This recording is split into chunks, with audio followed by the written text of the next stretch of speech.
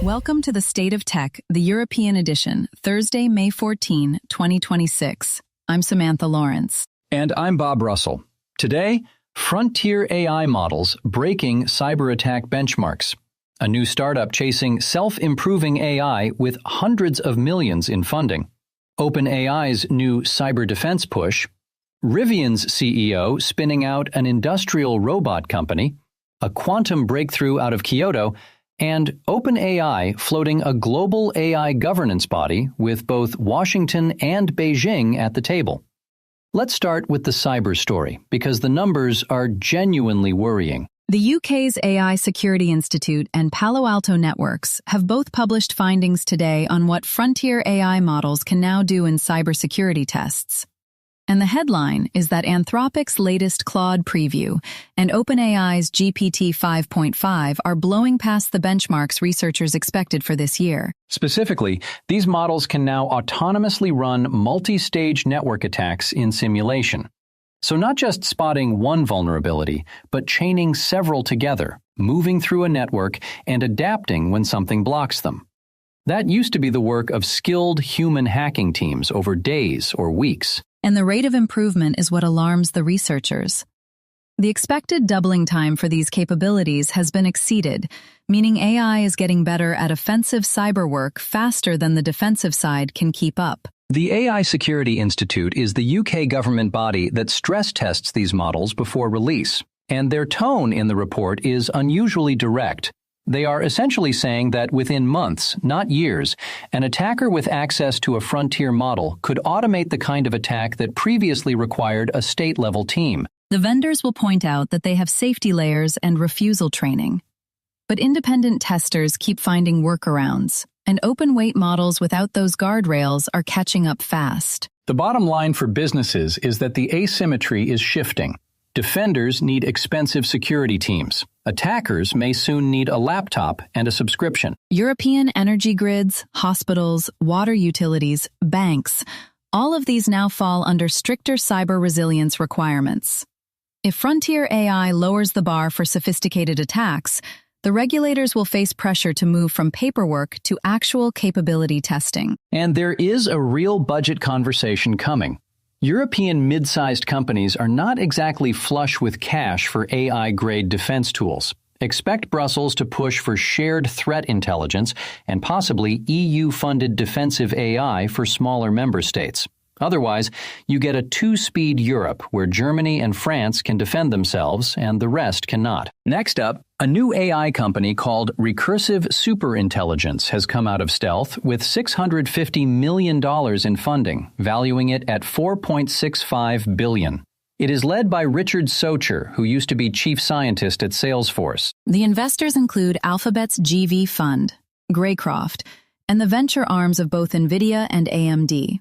So both major chip rivals putting money into the same startup, which is unusual. The pitch is the most ambitious one in AI right now, building models that improve themselves. So instead of researchers training a new version every 6 months, the AI would discover new techniques, run experiments, and rewrite parts of itself. The end goal they describe is scientific automation, AI that finds new drugs, materials, mathematical proofs. This is the holy grail and also the scenario that keeps AI safety researchers up at night. A self-improving system, by definition, gets harder to predict and harder to control with each iteration. Worth noting that several other labs claim to be working on similar approaches, but Socher's track record and the size of this seed round suggest serious investors think this is achievable, not science fiction. At the same time, $650 million sounds enormous. But in this industry, it buys you maybe a year of compute and talent. The real test is whether they can show concrete results before the cash runs out. Socher is German, by the way, originally, and yet his company is in San Francisco with American money. That pattern keeps repeating, and it is exactly what European AI policy is trying to reverse, so far without much success. Quick interruption. If you listen to the State of Tech regularly, hit that like button and subscribe. That way you'll never miss an episode. Okay, moving on. Sticking with cybersecurity for a moment, because OpenAI has announced a new initiative called Daybreak. The idea is to use their own models to help defenders, not attackers, find and fix software weaknesses faster. And the timing is not a coincidence. With the AI Security Institute report we just discussed, OpenAI clearly wants to be seen as part of the solution, not just the source of the problem. Daybreak will partner with Cloudflare, Cisco, and CrowdStrike, three of the biggest names in security. The AI would scan code, hunt for bugs, and ideally patch them before attackers find them. There is a fairness question here, though. The biggest companies get the best AI defense. Smaller ones pay for the leftovers. That gap could widen the divide between who is safe online and who is not. And the cynical reading is that OpenAI is selling the cure for a disease their own product is making worse. The same model that helps defenders patch bugs can, in the wrong hands, find those same bugs to exploit. Researchers have been pointing this out for years, that offensive and defensive AI are essentially the same tool. That said, the partnerships are meaningful. Cloudflare alone sits in front of a huge chunk of internet traffic, so if their AI defenses improve, a lot of websites get safer by default. A lot of European mid-sized companies cannot afford a dedicated security team. An AI service that automatically checks their software for vulnerabilities lowers that barrier. But it also means sending more of your code and infrastructure data to American cloud providers, which collides head-on with European data sovereignty rules. Expect European security firms to push back, arguing for an EU-based alternative. We have seen this script with cloud computing, and it played out slowly. On to industrial robotics. RJ Scaringe, the CEO of electric vehicle maker Rivian, has spun out a new company called Mind Robotics and just raised $400 million. The interesting bit is what these robots are designed for. Traditional factory robots do repetitive, precise work, like welding the same spot 1,000 times. Mind Robotics is going after the messy, in-between tasks, things that need a bit of judgment, where a human currently has to step in. And they have a built-in advantage that most robotics startups would kill for.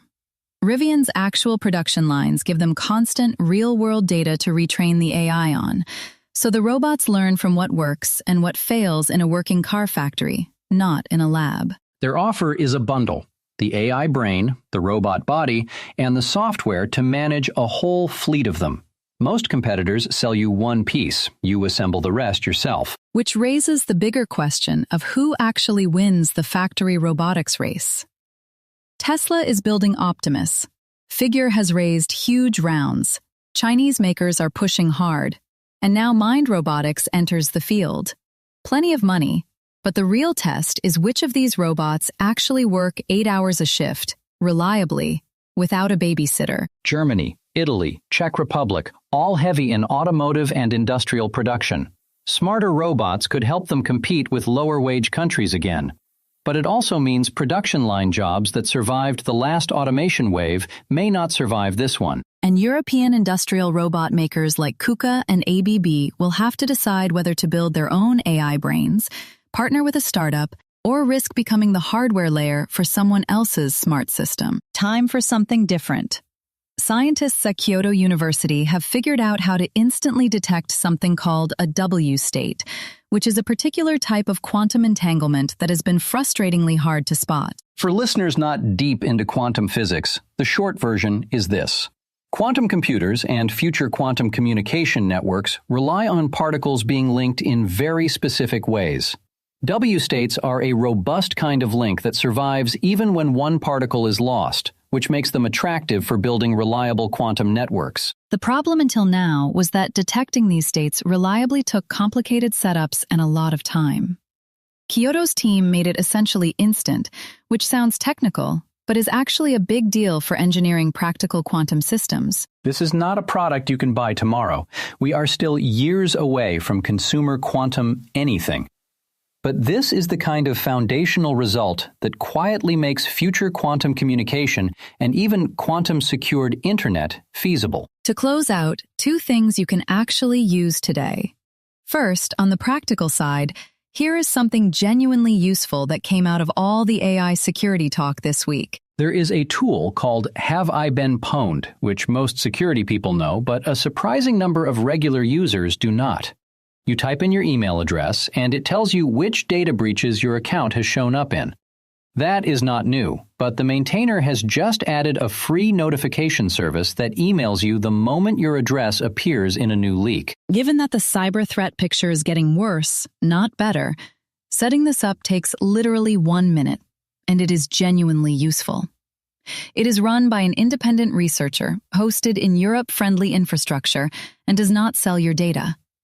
Pair it with a password manager, and you have closed off a huge percentage of the easy attacks. It also works for phone numbers now, not just email addresses, which is handy given how many leaks include both. And to finish, OpenAI's head of global affairs, Chris Lahane, has floated an idea ahead of a Trump-Xi meeting, a global AI governance body led by the US and including China. Think of it as a sort of nuclear non-proliferation treaty, but for advanced AI. The pitch is that the two countries furthest ahead on AI should set the rules together, rather than racing each other into something dangerous. Which sounds sensible, but immediately raises the question of where Europe sits in this picture. And the answer, awkwardly, is on the sidelines. Europe has the AI Act, the world's most detailed AI rulebook. But the actual frontier labs are in California and increasingly in Shanghai and Beijing. So Brussels writes the rules, Washington and Beijing make the technology. There is also the question of whether China would actually join such a body in good faith. The proposal is interesting more for what it signals than what it delivers. OpenAI is essentially saying that voluntary safety pledges are not enough anymore. For European policymakers, the message is clear. If you want a seat at the table, you need either your own frontier lab or enough leverage through market access to force the conversation. Right now, Europe has the second more than the first. Today we covered AI models breaking cyber attack benchmarks, recursive superintelligence and its self-improving AI ambitions, OpenAI's Daybreak cyber defense push, Mind Robotics and AI on the factory floor, Kyoto's quantum breakthrough, and OpenAI's idea for a global AI governance body. Want to know more or react? Visit stateoftech.eu or email us at info@doorzetters.net. State of Tech, the tech world in 15 minutes.